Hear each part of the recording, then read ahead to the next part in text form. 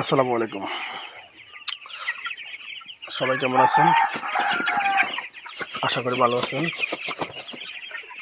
আজকে আমাদের মুরগির বয়স চলতেছে 21 দিন। গড় ওয়েট আছে আপনার 1140 গ্রাম।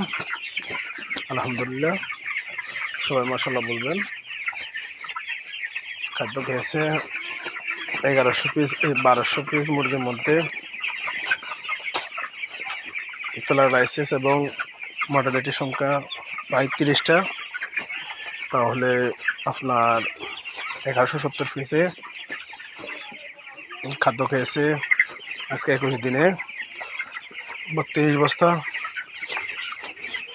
এবং আজকে মুরগির বয়স চলতেছে 21 দিন, 1140 গ্রাম ওয়েট আছে।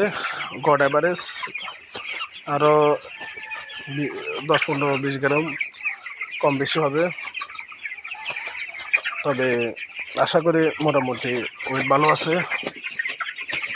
এবং এখন ওষুধ চলতেছে আপনার এনজাইম ব্যবহার করতেছি, এনজাইম ব্যাট।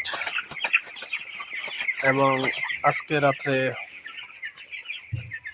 আজকে সাদা পানি চলতেছে। আজকে রাত্রে ভ্যাকসিন করা হবে 3 নম্বরটা। আমরা সাধারণত 3টের জন্য ভ্যাকসিন করি, তাহলে আজকে ইনশাল্লাহ শেষ ভ্যাকসিন সম্পন্ন করব রাত্রে। সবাই আমাদের খাবারের জন্য দোয়া করবেন। বিশেষ করে শীতকালে ব্রয়লার মুরগি পালনের ঠান্ডা বিষয়টা মাথা রাখা অত্যন্ত জরুরি।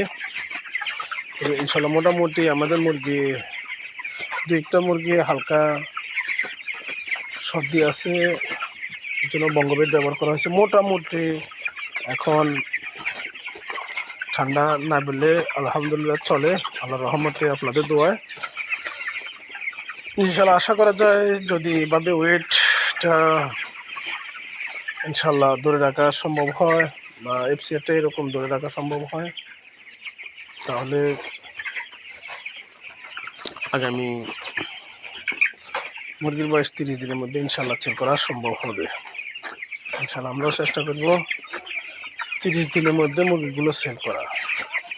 ব্রয়লার মুরগি লাস্ট 10 দিন একটু কেয়ার বেশি করতে হয়। প্রথম ব্রিডিং পিরিয়ড থেকে শুরু করে তার পরবর্তীতে সেলের কয়েকদিন আগে, যেহেতু মুরগিগুলো বড় হয়, গ্যাসের প্রবলেম থাকা